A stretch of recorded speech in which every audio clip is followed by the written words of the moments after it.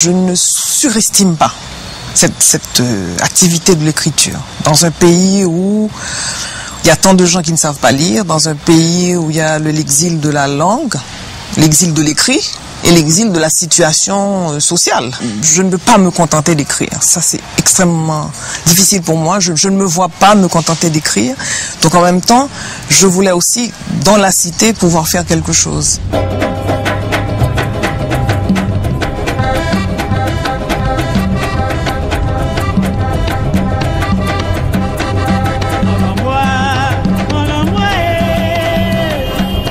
En tant qu'écrivain, c'est sur un enjeu particulier que Yannick Lahens a choisi d'agir, celui de l'accès à la culture et à l'éducation. En collaboration avec l'ONG Bibliothèques sans frontières, déjà présente en Haïti avant le séisme, elle a notamment œuvré pour l'ouverture d'une bibliothèque dans un camp de sinistrés situé à côté de Léogane, l'épicentre du séisme. La bibliothèque a commencé à accueillir des enfants au début de l'automne.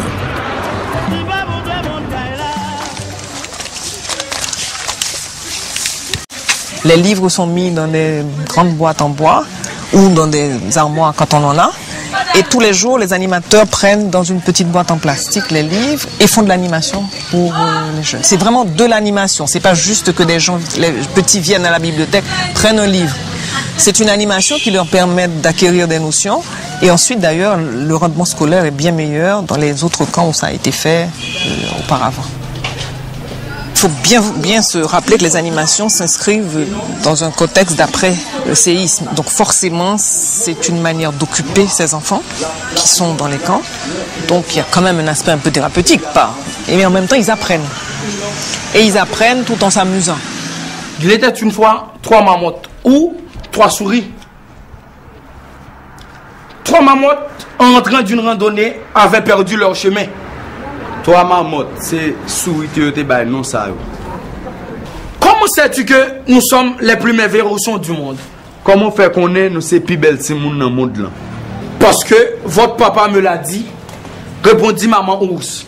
Maman dit comme ça parce que c'est ça papa nous dit. Quand votre papa vous a vu, la nuit où vous êtes né, il a dit, je m'en souviens parfaitement, ce sont les plus beaux bébés ou que j'ai jamais vus. Papa nous dit, nous c'est plus belle si moun. C'est un projet pilote sur 6 mois. C'est pour ça que moi, aujourd'hui, j'essaie, et je le dis à la coopération française, qu'il y a une structure haïtienne qui prenne le relais. Pour moi, c'est extrêmement important. Et la taille de ces projets, heureusement, permet à une structure locale de pouvoir prendre le relais parce qu'elles ne sont pas très coûteuses. C'est vraiment extrêmement bien pensé. Il y a peu de moyens, mais il y a beaucoup de ressources humaines qui est mis dedans.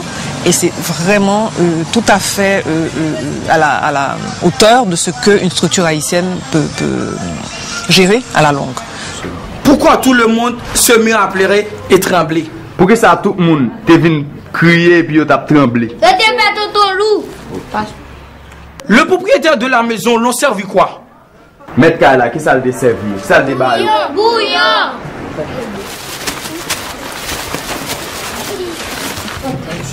Si les animations sont faites en 2 langues, c'est parce que ces enfants, comme la majorité de la population, ne maîtrisent vraiment que le créole. L'objectif est donc de leur permettre d'acquérir du vocabulaire en français, l'autre langue officielle du pays.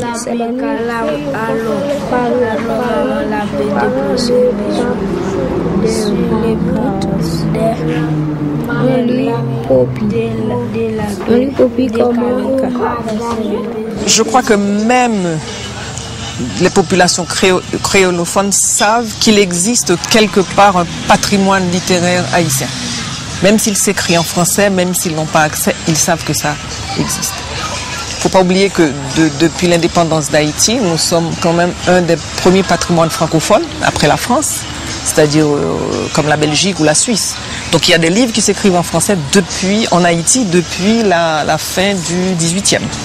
Donc il existe un patrimoine. L'écrivain haïtien, quand il va à l'école, ou bien le petit haïtien, sait qu'il est adossé à quelque chose qui est un patrimoine littéraire écrit en français. Mais en même temps, c'est ça le paradoxe d'Haïti, ce patrimoine malheureusement n'est accessible qu'à une petite minorité.